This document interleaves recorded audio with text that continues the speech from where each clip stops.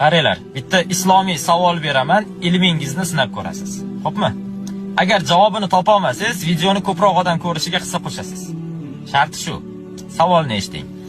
Xo'p, demak, musulmonlarning vafot etgan go'daklari, chaqaloqlari, ular qayoqqa ketadi vafot etgandan keyin? Ular qabrda hisob-kitob qilinmaydi. Ularning gunohi yo'q, chunki hali voyaga yetmay vafot etgan yosh bolalar va go'daklar. Ular qayoqqa ketishadi va jannatda ota-onalari bilan uchrashadimi, uchrashmaydimi? Mana shu savol. Javobingiz qanday?